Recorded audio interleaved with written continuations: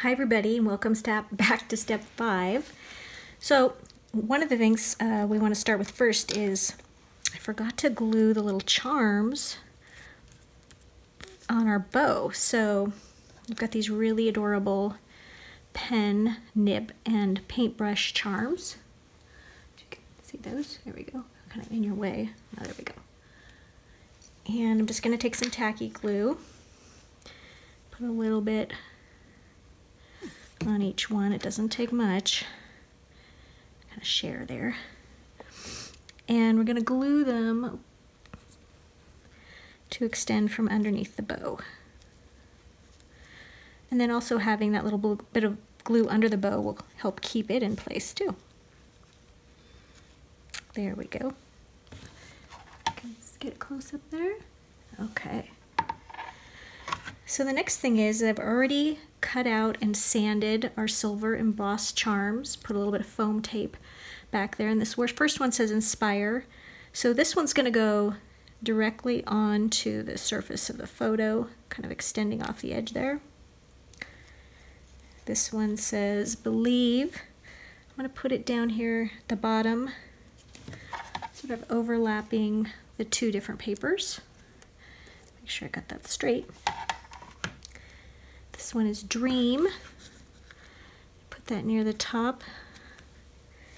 And this oval one, whoops, says Imagine. And we're gonna glue that just touching the edge of the photo.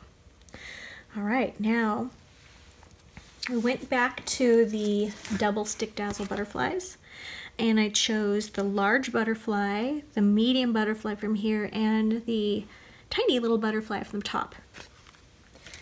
And I've already put the large butterfly and the medium butterfly. You can see the medium one I just put on the remaining hammered gold paper. And this one, we did the same. And then I just sprinkled the flakes on it and burnished it, put some foam tape on the back. So I'm going to overlap the photo like this. And then the tiny one we're going to put up here.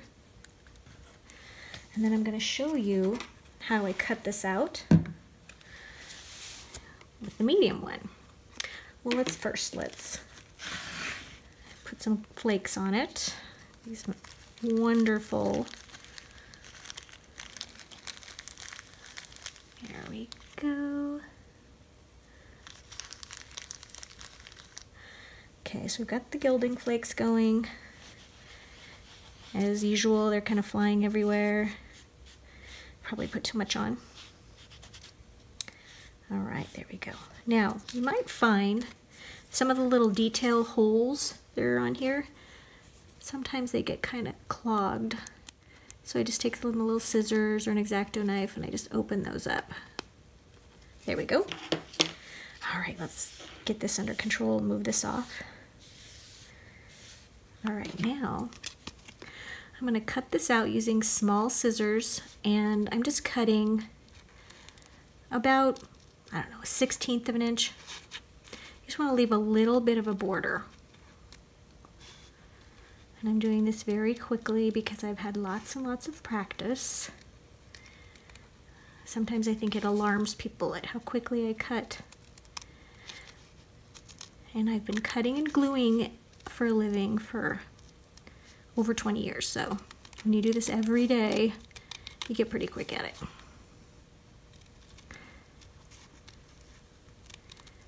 Okay, and notice how when I'm going around the curves, I'm mostly turning the paper. Just little bits is all it takes.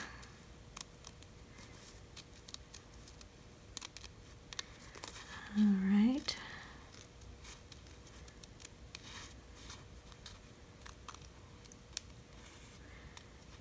I know it must be so boring watching somebody cut paper. It's like watching paint dry. Okay. So I'm going to put some little pieces of foam tape on the back of this.